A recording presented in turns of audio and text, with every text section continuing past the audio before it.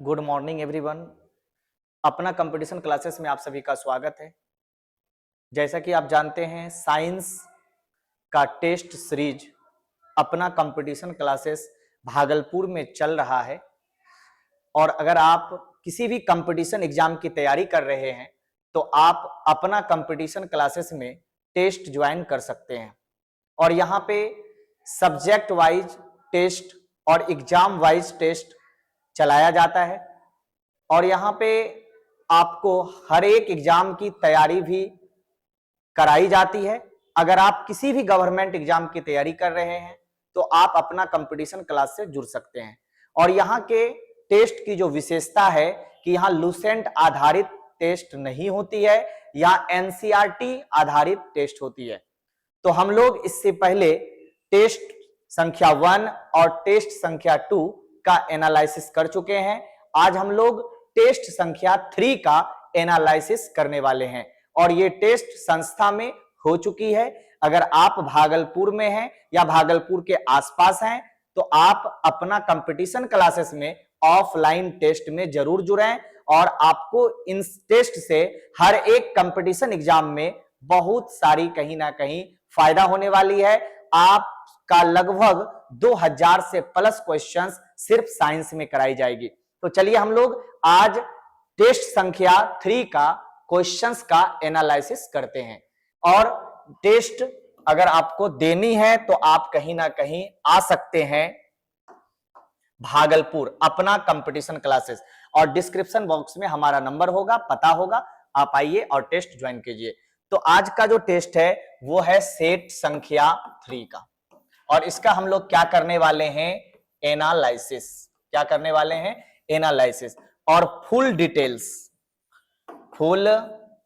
Details हम लोग यहाँ पे एनालिसिस करेंगे और फुल एक्सप्लेनेशन के साथ हम लोग एनालिसिस करने वाले हैं सेट संख्या 3। और इसमें जो प्रश्न हम लोग करने वाले हैं 61 से लेकर के 92 प्रश्न, यानी इतना क्वेश्चन से लेकर के हम लोग इतना क्वेश्चन तक आज करने वाले हैं। और टेस्ट संख्या 4 में कहीं ना कहीं 92 से लगभग 120 तक हम लोग उसमें करेंगे।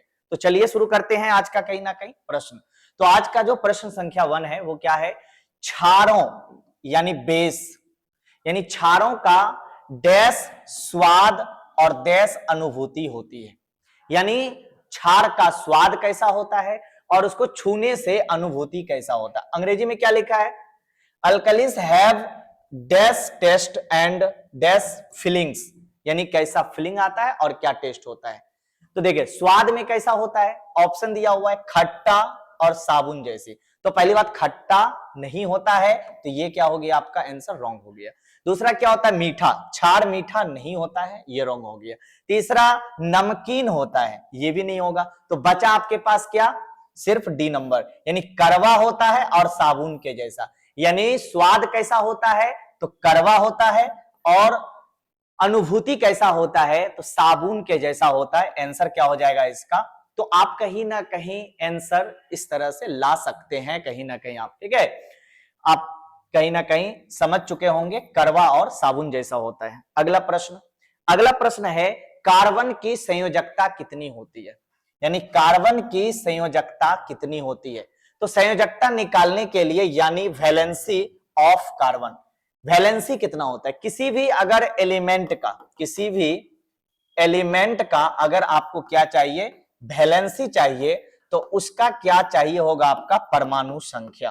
क्या चाहिए होगा, परमाणु संख्या क्या है ये पता होना चाहिए, प्लस में आपको कहीं ना कहीं ग्रुप पता होना चाहिए, किस ग्रुप में वो आता है या किस आवर्त में वो आता है, ठीक है, आवर्त भी आपको पता होना चाहिए। ये सब अगर आपको पता है तो आप आराम से निकाल सकते हैं, ठीक है। जैसे हम लोग जानते हैं कार्बन का परमाणु संख्या कितना होता है, 6। अब 6 होता है तो यहां पे आपको कहीं ना कहीं ग्रुप यानी कक्षा भी पता होना चाहिए, ठीक है। तो कक्षा किस कक्षा में आता है, कितना कक्षा, तो देखिए कार्बन आपका कहीं ना कहीं 6 होता है, तो पहला कक्षा में 2 इलेक्ट्रॉन रहता है और दूसरे कक्षा में कितना बच गया आपका 4। तो इसलिए अभिक्रिया में भाग कौन लेगा, तो अभिक्रिया में कौन भाग लेगा, 4 इलेक्ट्रॉन। इसलिए संयोजकता कौन हो जाएगा आपका, तो संयोजकता हो जाएगा 4। यानी कार्बन का संयोजकता कितना होता है, 4 होता है। एकदम बेसिक सा प्रश्न है, ये आप कहीं ना कहीं जानते होंगे, ठीक है। तो यहाँ पे आपको कक्षा यानी कक्षा का इंग्लिश का था ऑर्बिट, ठीक है। तो ये आपको ऑर्बिट कहीं ना कहीं पता होना चाहिए, तभी आप इसको बना सकते हैं। और इससे पहले ग्रुप और आवर्त भी आप समझ में आना चाहिए, ठीक है। और कक्षा से आप कहीं ना कहीं इसको बना सकते हैं, ठीक है। अगला प्रश्न पे चलते हैं। अगला प्रश्न है आपका तीसरा, एसएचएम सिंपल हार्मोनिक मोशन के चरम स्थिति में रखे जाने पर, चरम स्थिति में रखे जाने पर निम्न में से किस चर का मान शून्य होता है?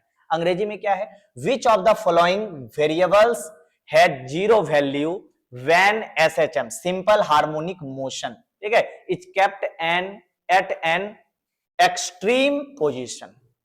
यानी कहने का अर्थ है चरम स्थिति में कहा गया है कि एसएचएम कितना होगा। तो देखिए एसएचएम कितना होता है। एसएचएम पहले होता क्या है? सिंपल हार्मोनिक मोशन क्या होता है? एक तरह का कह सकते हैं डोलन। ये अगर माध्य है, माध्यिका है, ठीक है, यहां से अगर कोई चीज मान लीजिए इधर चल रहा है, फिर ये कहीं ना कहीं यहां तक आया, फिर ये रिटर्न हुआ, यानी कह सकते हैं एक बार गया, ठीक है, और फिर आया, तो ये क्या कहलाता है आपका? एक हार्मोनिक यानी सिंपल हार्मोनिक मोशन। तो यहां पे जैसे ये रिटर्न कहीं ना कहीं घूमना चाहेगा, तो यहां पे जो वेलोसिटी होता है एक बार क्या हो जाता है? उसका जीरो होता है। तो इसलिए कहीं ना कहीं इनका मान क्या होने वाला है? आपका वेग क्या होता है एसएचएम में चरम स्थिति में? तो याद रखिएगा कहीं ना कहीं जीरो होता है, शून्य होता है। और शून्य क्या होता है आपका?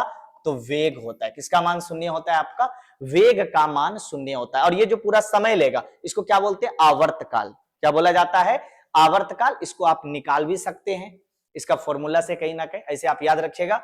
शून्य क्या होता है आपका? शून्य होता है। अगले प्रश्न पे चलते हैं। अगला क्या है? रक्त में कुल नमक की मात्रा लगभग कितनी होती है? रक्त में नमक की मात्रा कितनी है? ठीक है, तो रक्त में नमक की मात्रा क्या है? 1% से कम है। अगर 1% से कम है तो 1% से कम वाला कौन सा आंसर है? तो देख लीजिए, तो 1% से कम मात्र में 1 होता है। यानी आपको याद रखना पड़ेगा रक्त में नमक की मात्रा क्या है? 1% से क्या होता है? कम होता है। और 1% से कम मात्र में 1 ही आपका कहीं ना कहीं दिया हुआ है। तो आंसर क्या हो जाएगा? 0.85 से लेकर के 0.9 कहीं ना कहीं आपको याद करना होगा। ठीक है, आगे बढ़ते हैं। बैक्टीरिया थियोबेसिल्स, बैक्टीरिया थियोबेसिल्स किसके लिए जिम्मेदार है? यानी the bacteria thiobacillus is responsible for, किसके लिए रिस्पॉन्सिबल है बैक्टीरिया थियोबेसिल्स? अब देखिए ऑप्शंस क्या क्या दिया है। जैविक नाइट्रोजन स्थिरीकरण, यानी नाइट्रोजन को कहीं ना कहीं वो बढ़ाता है, ठीक है। उसके बाद क्या है आपका? पोषक तत्वों का सेवन, यानी ये बैक्टीरिया पोषक तत्व को खाता है। अनाइट्रीकरण, यानी नाइट्रोजन को नहीं बनाता है। सल्फर ऑक्सीकरण, इसमें से क्या होने वाला है? देखिए बैक्टीरिया थियोबेसिल्स क्या है आपका? पहले इसके बारे में पता होना चाहिए। बैक्टीरिया थियोबेसिल्स, थियोबेसिल्स, और ये बैक्टीरिया थियोबेसिल्स है, ये क्या करता है? तो ये आपका कहीं ना कहीं सल्फर का, किसका? आपका सल्फर का उपापचय करता है। क्या करता है? उपापचय, यानी सल्फर को कहीं ना कहीं ये क्या करता है? पचाने का काम करता है। और ये पचाने का काम सल्फर को कब करता है? ऑक्सीजन के प्रेजेंस में। कब करता है? ऑक्सीजन के प्रेजेंस में करता है। और इसी से कहीं ना कहीं इस बैक्टीरिया को क्या मिलता है? ऊर्जा मिलता है। और इसी ऊर्जा से कहीं ना कहीं वृद्धि और विकास करता है कहीं ना कहीं। ठीक है, तो थियोबेसिल्स जो बैक्टीरिया है कहीं ना कहीं ये क्या काम करता है? सल्फर ऑक्सीकरण। क्या काम करता है ये आपका? सल्फर ऑक्सीकरण। अब देखिए एक ऊपर दिया है जैविक नाइट्रोजन, नाइट्रोजन का स्थिरीकरण कौन करता है? अगर आपको ये नाइट्रोजन का स्थिरीकरण, नाइट्रोजन का स्थिरीकरण कौन करता है? राइबोजियम। कौन बैक्टीरिया है आपका? राइबोजियम, याद रखिएगा। कौन करता है? राइबोजियम करता है। ठीक है, तो यहां पे राइबोजियम नहीं है तो ये तो हो नहीं सकता। और पोषक तत्वों का सेवन नहीं करता है बैक्टीरिया, और नाइट्रीकरण भी नहीं करता है। तो आंसर क्या हो जाएगा? सल्फर ऑक्सीकरण। आगे बढ़ते हैं। अगला क्या प्रश्न है? निम्न में से कौन सा एक हरा शैवाल है? निम्न में से कौन सा एक हरा शैवाल है? Which one of the following is a green algae, है ना, यानी ग्रीन एल्गी। एक समझिएगा क्या बोला गया? निम्नलिखित में से कौन सा एक हरा शैवाल है? क्या बोला गया? हरा शैवाल। अब देखिए इसमें ऑप्शन दिया है, इसमें आपको दिया है लामिनेरिया, ये कैसा सवाल है आपका? भूरा। कैसा सवाल है ये आपका? भूरा सवाल है, ठीक है। और ये आपका कहीं ना कहीं क्लेमाइडोमोनस, क्लेमाइडोमोनास, ये क्या है आपका? ये हरे शैवालों का समूह है। क्या है? हरे शैवालों का समूह। हरे शैवालों का क्या है ये आपका? कहीं ना कहीं हरे, ये हरे शैवाल, एक विशिष्ट हरे शैवाल। क्या है ये आपका? ये विशिष्ट हरा शैवाल का ये एग्जाम्पल है, ठीक है। और ये जो फुकुश है ये भी आपका कैसा शैवाल है? भूरा शैवाल है, ये याद रखिएगा, ठीक है। और ये जो आपका क्लोरोफाइटा, क्लोरोफाइटा क्या है? तो क्लोरोफाइटा क्या है? हरे शैवाल का समूह है।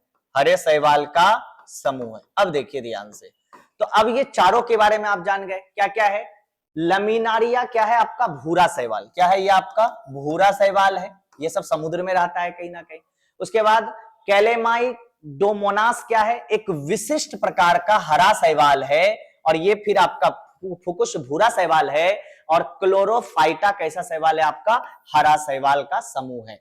तो अब बात यहां पे आता है कि क्वेश्चन क्या पूछा गया? दो दो हरा शैवाल आपको मिल रहा है, एक हरा शैवाल का समूह है और दूसरा एक हरा शैवाल है विशिष्ट प्रकार का। निम्नलिखित में से कौन सा एक, देखिए एक हरा शैवाल, एक ओनली वन, तो विशिष्ट प्रकार का, तो आंसर क्या हो जाएगा आपका? क्लेमाइडोमोनास। क्या हो जाएगा आंसर इसका? क्लेमाइडोमोनास हो जाएगा। आप इसको बेहतर तरीके से समझ चुके होंगे। आगे बढ़ते हैं। अगला सवाल क्या है? इमली में पाए जाने वाला अम्ल, यानी इमली में कौन सा, सिंपल सा प्रश्न, इमली में कौन सा अम्ल पाया जाता है? याद रखना पड़ेगा आपको। यानी द एसिड फाउंड इन टर्मिरेंड, यानी इमली में कौन सा है? यानी इमली में पाया जाता है कौन सा? याद रखिएगा, टार्क, यानी टार्कट्रिक अम्ल। टार्कट्रिक अम्ल पाया जाता है और इसी के कारण क्या होता है? इमली आपका खट्टा होता है। इमली क्या होता है? यानी इमली खट्टा किस अम्ल के कारण होता है? तो याद रखिएगा, टार्कट्रिक अम्ल के कारण क्या होता है? इमली खट्टा होता है, ठीक है। आगे बढ़ते हैं। अगला क्या है? प्लाज्मा में निष्क्रिय, अगला क्वेश्चन है कि प्लाज्मा में निष्क्रिय फाइब्रोनोजेंस को फाइब्रिन में बदलने के लिए आवश्यक कौन है? ध्यान समझिए, अंग्रेजी में क्या? What is required for the conversion of inactive fibrinogen in plasma to fibrin, यानी फाइब्रोनोजिन को फाइब्रिन में कौन बदलता है? कौन बदलता है? तो ये आपसे पूछा गया है कि यानी ब्लड क्लॉथिंग, किसका ये कहानी है आपका? तो ये आपका ब्लड क्लॉथिंग का है। ब्लड क्लॉथिंग यानी रक्त का जमना। रक्त कैसे जमता है, ठीक है। तो रक्त के जमने में कहीं ना कहीं हम लोग क्या पढ़ते हैं? थ्रोम्बोकाइनेस। क्या पढ़ते हैं? थ्रोम्बोकाइनेस। थ्रोम्बोकाइनेस। और ये क्या करता है? थ्रोम्बोकाइनेस ये क्या है? एक तरह का कहीं ना कहीं एंजाइम्स है। क्या है आपका? ये एंजाइम्स है, ठीक है। और ये एंजाइम्स क्या करता है कि रक्त में पाया जाता है एक प्रोथ्रोम्बिन। क्या पाया जाता है रक्त में? प्रोथ्रोम्बिन। और ये प्रोथ्रोम्बिन क्या होता है? इनएक्टिव। क्या होता है ये आपका? इनएक्टिव होता है और इसको कहीं ना कहीं थ्रोम्बिन में बदल देता है। किस बदल देता है? थ्रोम्बिन में। और थ्रोम्बिन क्या होता है? एक्टिव। ये क्या है आपका? एक्टिव हो गया। और ये कौन बदला? तो ये कौन बदलता है आपका? प्रोथ्रोम्बिन। ये क्या है आपका? एक तरह का प्रोटीन है प्रोथ्रोम्बिन, जो कहां पाया जाता है? प्लेटलेट्स में। ये इनएक्टिव रहता है, इसको बदलता कौन है? थ्रोम्बोकाइनेस। कौन बदलता है आपका? थ्रोम्बोकाइनेस। और ये किसमें बदलता है? थ्रोम्बिन में। और एक प्रोटीन होता है जिसका नाम है आपका फाइब्रोनोजिन। फाइब्रोनोजिन। और ये जो आपका कहीं ना कहीं फाइब्रोनोजिन्स है, इसको, ये क्या होता है? इनएक्टिव। क्या होता है आपका? इनएक्टिव होता है और इसको बदल देता है फाइब्रिन में। और वो कौन बदलता है? एक्टिव हो जाएगा तो क्या हो? एक्टिव, ठीक है। और कौन इसको बदलेगा? तो कौन बदलता है? थ्रोम्बिन। कौन बदलता है आपका? थ्रोम्बिन्स। यानी थ्रोम्बिन इसको क्या करता है? एक्टिव करता है। किसको? फाइब्रोनोजिन को। याद रखिएगा। तो इसका आंसर क्या हो जाएगा? थ्रोम्बोकाइनेस तो नहीं होगा। ये किसको बदलता है? प्रोथ्रोम्बिन को, ठीक है। प्लेटलेट्स तो होगा नहीं। रेनिन ये क्या है आपका? एक अलग तरह का कहीं ना कहीं रेनिन, जो बच्चे में पाया जाता है, जो दूध को दही में बदलने का काम करता है। एक तरह का एंजाइम है ये भी, ठीक है। लेकिन यहाँ प्रोथ्रोम्बिन क्या काम करता है? तो ये फाइब्रोनोजिन को फाइब्रिन में बदलता है, यानी जालीनुमा संरचना बनाता है, जिसमें रक्त कोशिका क्या होता है, उसमें जाल में फंस जाता है और ब्लड जम जाता है, यानी ब्लड बहने से क्या होता है, रुक जाता है कहीं ना कहीं। तो कौन करता है, तो याद रखिएगा थ्रोम्बिन करता है। आगे बढ़ते हैं, अगला क्या है, गहरे समुद्र में रहने वाले जीव मुख्यतः, यानी गहरे समुद्र में रहने वाला जो जीव है वो क्या होता है, सर्वाहारी होता है, वो शाकाहारी होता है, मांसाहारी होता है, अप्रदभोजी या बोनथोस होता है। ठीक है, तो देखिए इसमें क्या है, बोनथोस का मतलब क्या होता है, बोनथोस का मतलब होता है, याद रखिएगा, समुद्र के तल में रहने वाले, समुद्र के तल में रहने वाले जीव, समुद्र के तल में रहने वाले जीव। और समुद्र के तल में यानी गहरे समुद्र में जीव कोई पूछा गया है तो इसका आंसर क्या हो जाएगा, ना सर्वाहारी होगा, ना शाकाहारी, ना मांसाहारी, क्या होगा आपका अप्रदभोजी। ये होता क्या है अप्रदभोजी, अप्रदभोजी एक क्या है, परपोषी जीव है।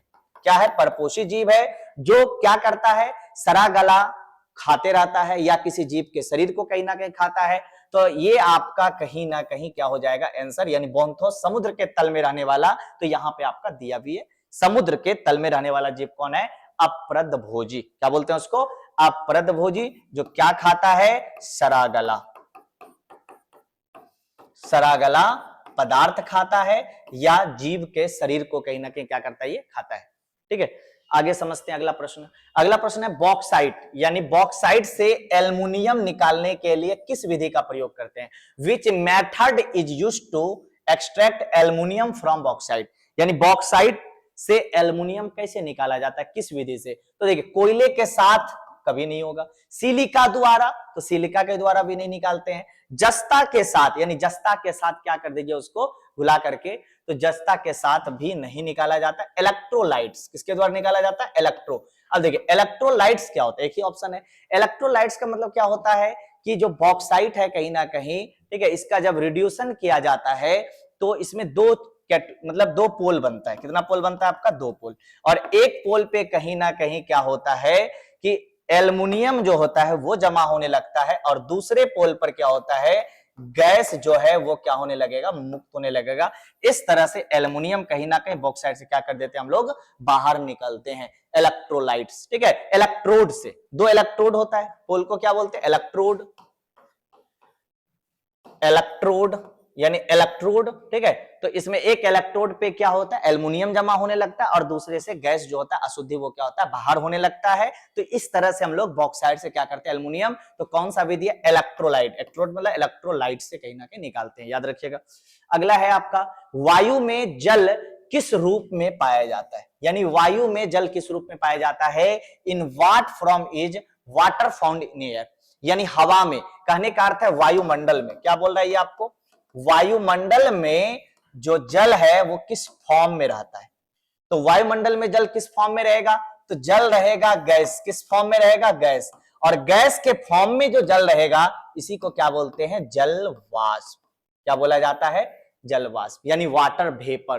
तो किस रूप में रहेगा आपका, वाटर वेपर के रूप में रहेगा, याद रखिएगा, बड़ा आसान सवाल था। आगे बढ़ते हैं, अगला क्या है, एलपीजी का प्राथमिक घटक क्या है, एलपीजी का यानी एलपीजी में क्या होना सबसे इंपॉर्टेंट है, प्राथमिक घटक, what is the primary component of LPG, यानी एलपीजी में सबसे अधिक क्या होता है या प्राइमरी किसको माना जाता है। तो देखिए एलपीजी जो आपका है इसमें दो चीज मुख्यतः होता है, एक होता है आपका ब्यूटेन और दूसरा आपका होता है प्रोपेन। लेकिन ब्यूटेन क्या होता है आपका, अधिक होता है, ब्यूटेन क्या होता है आपका, अधिक होता है, इसलिए प्राइमरी घटक क्या हो जाएगा इसका, आपका ब्यूटेन हो जाएगा। प्रोपेन भी होता है लेकिन प्राइमरी घटक क्या हो जाएगा आपका, ब्यूटेन हो जाएगा, जो ज्यादा मात्रा में कहीं ना कहीं रहता है। आगे बढ़ते हैं, अगला है उच्च नमक सांद्रता, यानी उच्च नमक सांद्रता वाले पानी को किसके द्वारा शुद्ध किया जा सकता है, यानी जिसमें उच्च नमक, यानी जिसमें नमक की सांद्रता क्या हो, अधिक हो, ज्यादा नमक हो कहीं ना कहीं, उस पानी को किसके द्वारा शुद्ध किया जाता है, water containing high salt concentration can be purified, यानी किसके द्वारा शुद्ध किया जाएगा। तो देखिए इसमें क्या होगा आपका, आप सब विधि से पानी को साफ कर सकते हैं, यानी पानी को शुद्ध कर सकते हैं, लेकिन अगर उच्च क्या रहेगा, साल्ट रहेगा, यानी ज्यादा अगर लवण रहेगा तो किससे किया जाता है? Reverse osmosis. याद रखिएगा, किससे किया जाता है? Reverse osmosis. रिवर्स में क्या होता है आपका? एक झिल्ली के द्वारा कहीं ना कहीं नमक को अलग कर लिया जाता है और पानी एक स्रोत के द्वारा क्या होता है? बहने लगता है। ठीक है, तो इससे आसान होता है नमक को, ज्यादा नमक को निकालने में कहीं ना कहीं। कौन सा प्रक्रिया है? Reverse osmosis. याद रखिएगा, कौन सा प्रक्रिया आपका? बॉयल करके भी निकाल सकते हैं, लेकिन रिवर्स ऑस्मोसिस से जल्दी आपका कहीं ना कहीं हो जाएगा। आगे बढ़ते हैं। अगला क्या है? Halo alkane. क्या बोला गया है? हेलो एल्केन को नाभिक के स्नेही के रूप में डैश का उपयोग करके संगत एल्कोहल में परिवर्तित, यानी कहने का अर्थ है हेलो एल्केन। एक चीज यहां दिया गया है, हेलो एल्केन। ये हेलो एल्केन क्या है? तो देखिए, हेलो एल्केन उस यौगिक को कहते हैं जिसमें हेलोजन ग्रुप कहीं ना कहीं जुड़ा हो, यानी हेलोजन परमाणु, यानी वो यौगिक जिसमें क्या जुड़ा हो? हेलोजन परमाणु। क्या जुड़ा हो? हेलोजन परमाणु जुड़ा हो। हेलोजन परमाणु। और हेलोजन परमाणु क्या होता है? तो देखिए, हेलोजन परमाणु क्या है? Fluorine, chlorine, bromine, iodine. याद रखिएगा, ये क्या है आपका? हेलोजन ग्रुप का है, यानी हेलोजन परमाणु इसको कहीं ना कहते हैं। ठीक है, और इसी से क्या बनता है? Halo alkane. जैसे हेलो एल्केन का एग्जांपल क्या हो गया आपका? CH3Cl। ये क्या आपका? हेलो एल्केन का कहीं ना कहीं एग्जांपल है, इसमें ब्रोमीन मिला सकते हैं। ठीक है, तो ये CH3Cl क्या है आपका? हेलो एल्केन, यानी हेलो एल्केन है कहीं ना कहीं। अब बोला गया है कि इसमें किसका उपयोग करके संगत एल्कोहल में परिवर्तित किया जा सकता है।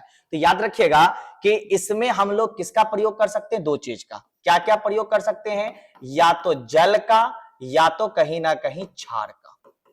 जल और क्षार। अगर जल और क्षार से अभिक्रिया कराएंगे हेलो एल्केन का, तो क्या बनता है? तो बनता है आपका एल्कोहल। क्या बनता है आपका? एल्कोहल। याद रखिए, क्या बनता है आपका? एल्कोहल। एल्कोहल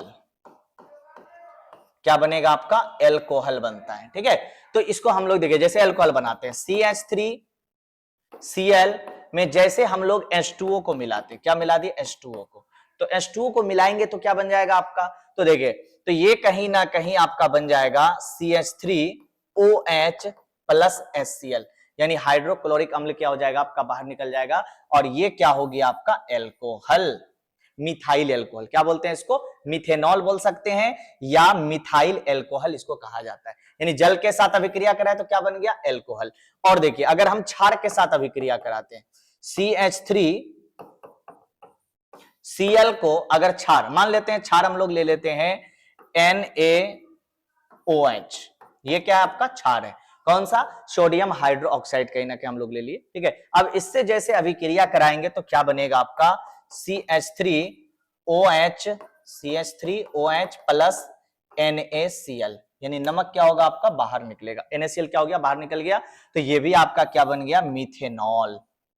मिथेनॉल या मिथाइल एल्कोहल।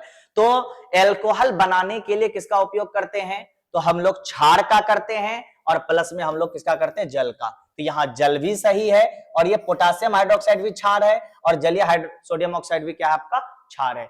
तो यानी ये तीनों सही है। तो यहां पे देखना, केवल 1 और 3 बिल्कुल गलत है, 2 और 3 बिल्कुल गलत है, 1 2 3 यानी तीनों आपका क्या है? सही है, और 1 2 केवल गलत हो गया। यानी ये तीनों आपका क्या है? सी नंबर क्या हो गया? इसका आंसर हो गया। आप इसको बेहतरी से समझ सकते हैं। आगे बढ़ते हैं। अगला है क्वेश्चन आपका, निमाता सम्मेलन किस वर्ष हुआ था?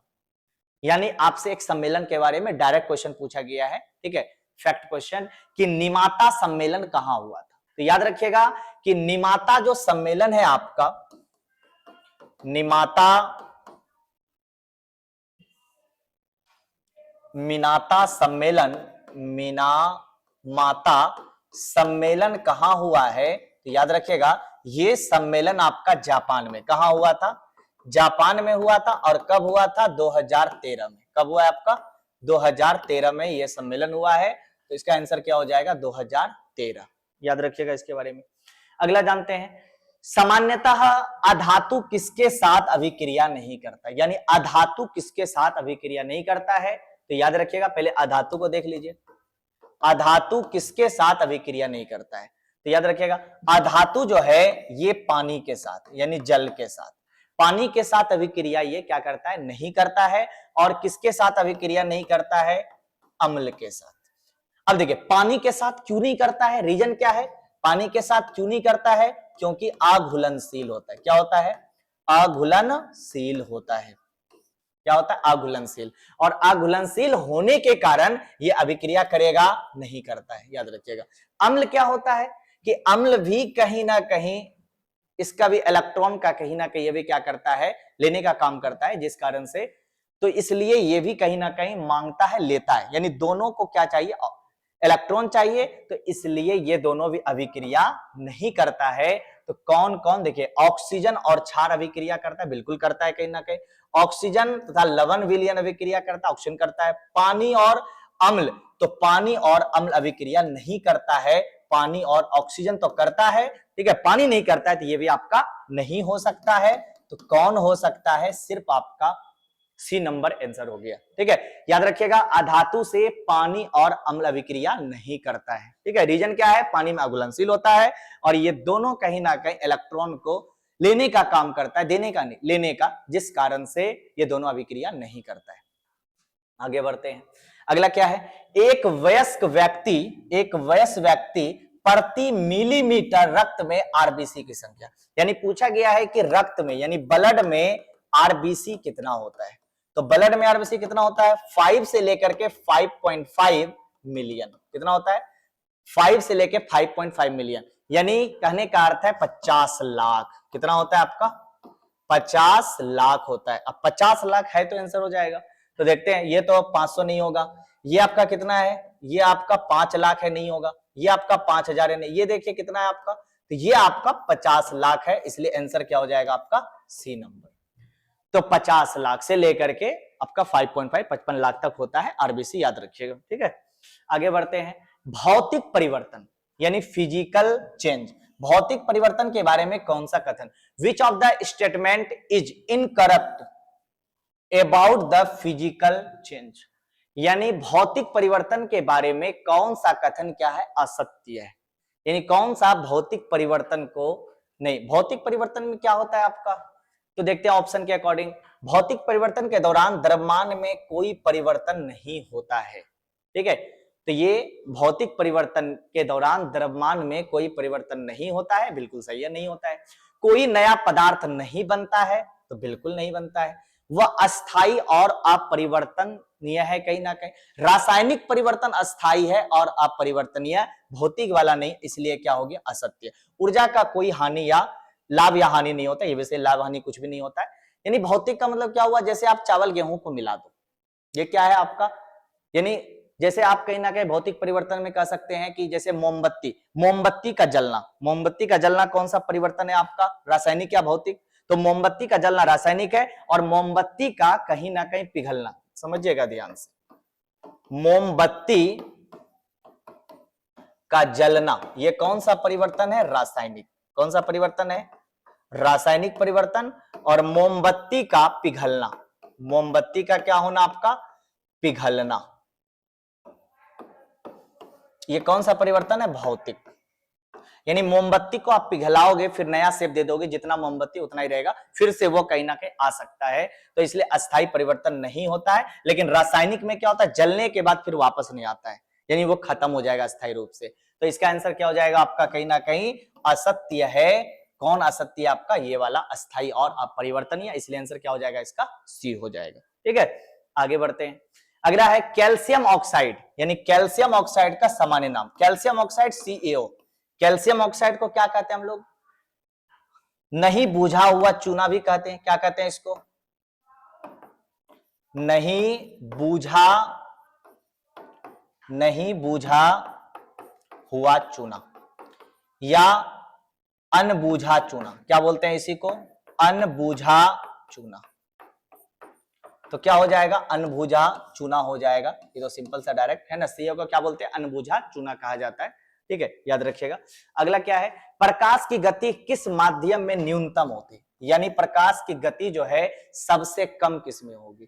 तो देखिए याद रखिएगा, जिस पदार्थ का, कोई भी पदार्थ का अगर अपवर्तनांक किसी भी पदार्थ का अपवर्तनांक अगर क्या है, अधिक है, अपवर्तनांक क्या है, अधिक है, तो इसमें क्या होगा, प्रकाश का गति कम होगा, प्रकाश की गति क्या होगा, कम होगा। ठीक है, प्रकाश का गति क्या होगा, कम होगा, जिसका अपवर्तनांक अधिक है। ठीक है, तो हीरे का अपवर्तनांक क्या होता है, सबसे अधिक। हीरे का जो अपवर्तनांक है वो क्या होगा आपका, अपवर्तनांक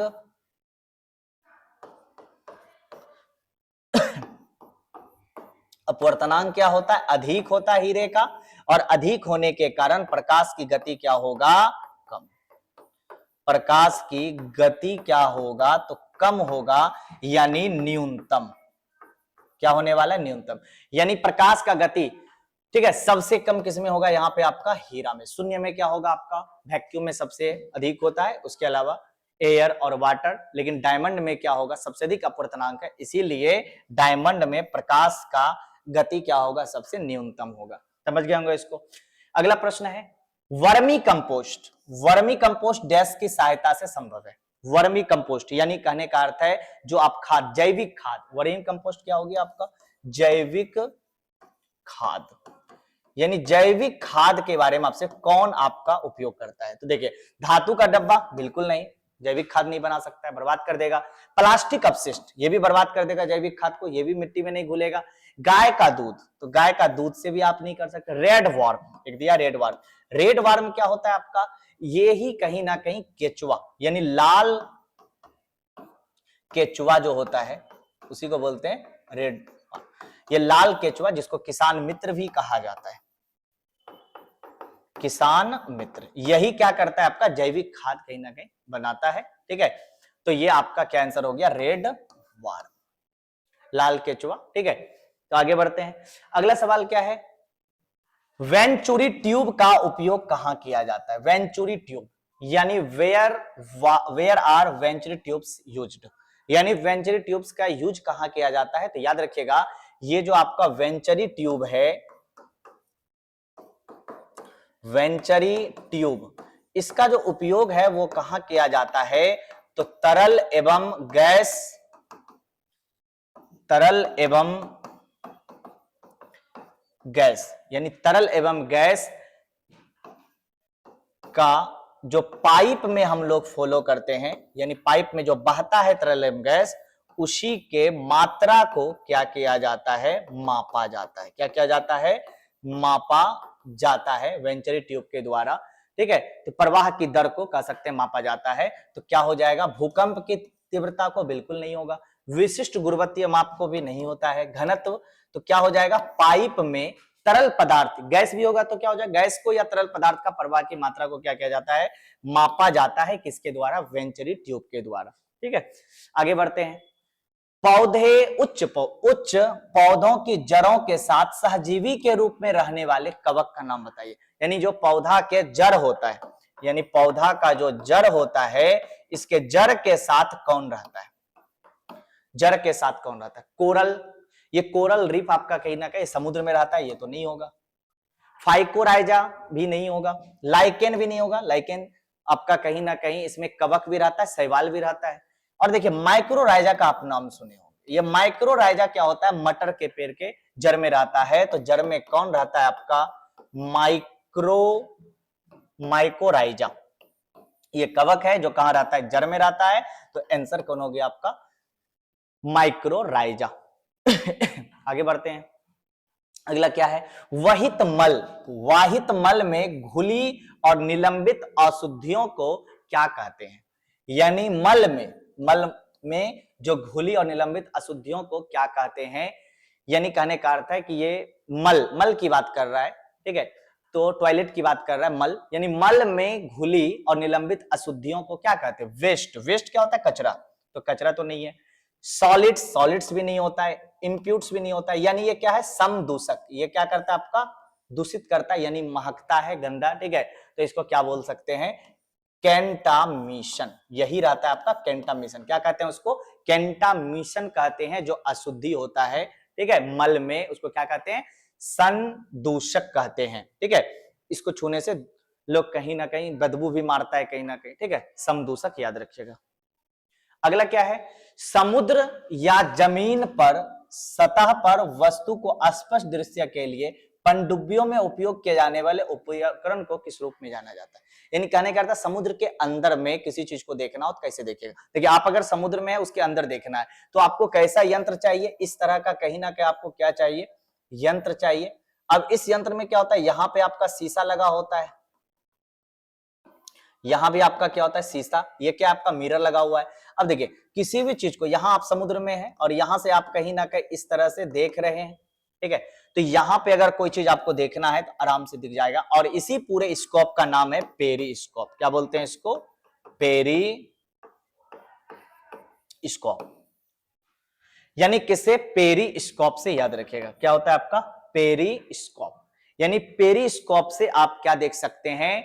तो आप समुद्र में पनडुब्बी की गहराई को या जो भी वस्तु होगा उसको आप देख सकते हैं। इस यंत्र का नाम क्या है आपका?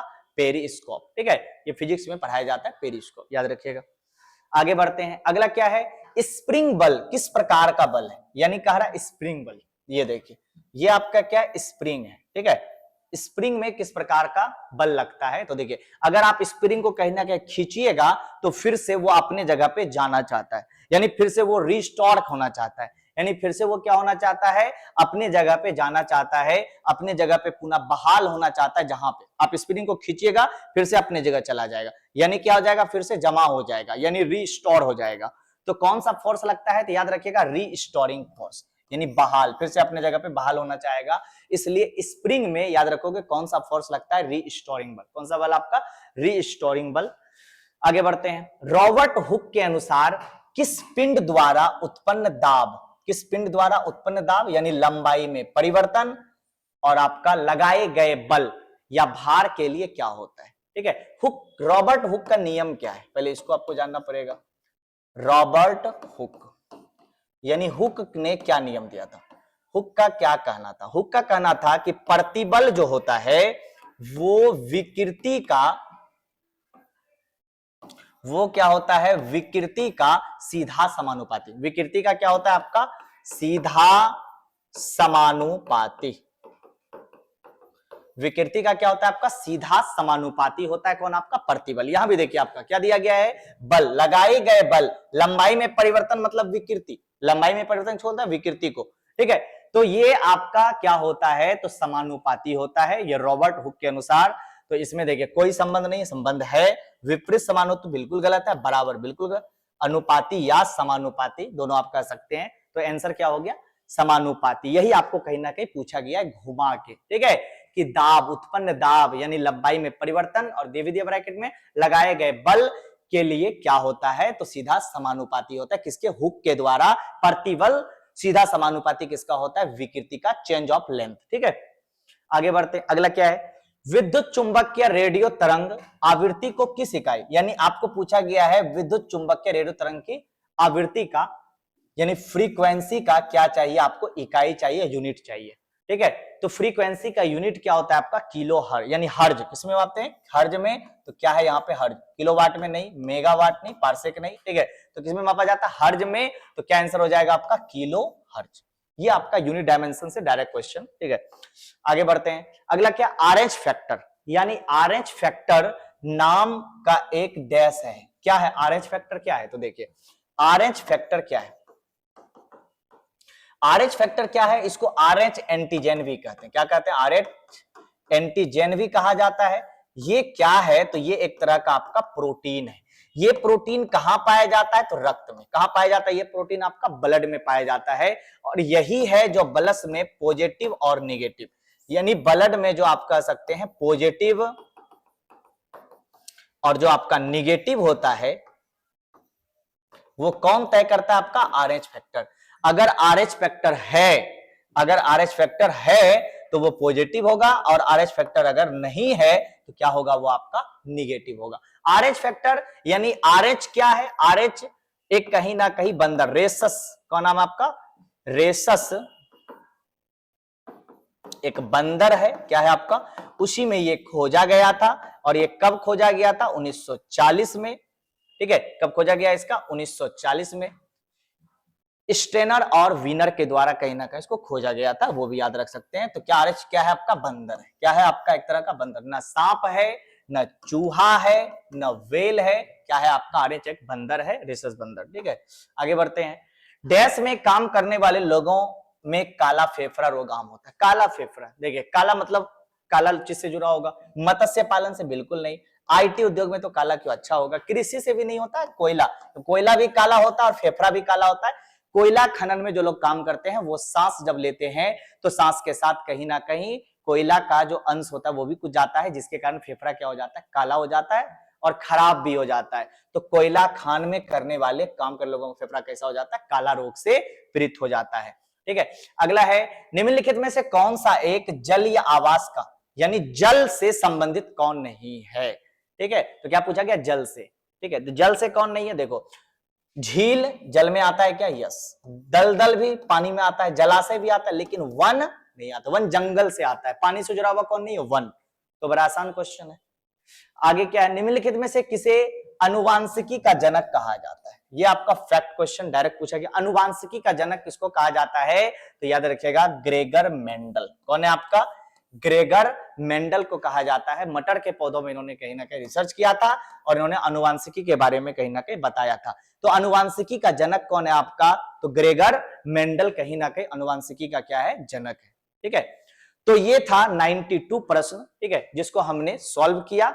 और आगे हम लोग कहीं ना कहीं टेस्ट संख्या 4, जो टेस्ट है वो 4, हम लोग इसमें कहीं ना कहीं 93 क्वेश्चन से लेकर के लगभग 120 क्वेश्चन तक हम लोग करने वाले हैं। पहले इन क्वेश्चंस का कहीं ना कहीं अपना कंपटीशन क्लासेस भागलपुर में ऑफलाइन टेस्ट होने वाला है। उनके बाद इस प्रश्न का हम लोग यूट्यूब पे क्या करने वाले हैं, अपने चैनल पे एनालिसिस फिर से करेंगे और हम आपसे मिलेंगे। अगर आप भागलपुर में हैं और आप कंपटीशन की तैयारी कर रहे हैं तो आप अपना कंपटीशन क्लासेस में ऑफलाइन टेस्ट के लिए ज्वाइन कर सकते हैं। पहला टेस्ट आपका जो है फ्री होने वाला है, उसके बाद कहीं ना कहीं आपको अगर टेस्ट सही लगा तो आप टेस्ट ज्वाइन कर सकते हैं। और यहां लुसेंट आधारित टेस्ट नहीं मिलेगा आपको, एनसीईआरटी आधारित कहीं ना कहीं टेस्ट होगा। हर एक कंपटीशन के एग्जाम्स में आपको बहुत ही फायदा पहुंचाएगा और क्वेश्चंस कहीं ना कहीं मिलाने का या मिलने का गारंटी नहीं होता है, बस आपको सिलेबस पूरा कंप्लीट कराया जाएगा और उसके अंदर ही क्वेश्चन कहीं ना कहीं आएगा। 100% है कि क्वेश्चन आप खुद ला सकते हो, ठीक है, लेकिन आपको पूरा टेस्ट 3000 प्रश्न का टेस्ट हम लोग कहीं ना कहीं एनालिसिस करने वाले हैं यूट्यूब पर, जो कि यूट्यूब के इतिहास में पहली बार 3000 से अधिक प्रश्न को कहीं ना कहीं करेंगे। तो आज के लिए हम लोग यहीं पे, जय हिंद जय भारत, मिलेंगे हम लोग अगले टेस्ट में, टेस्ट संख्या 4।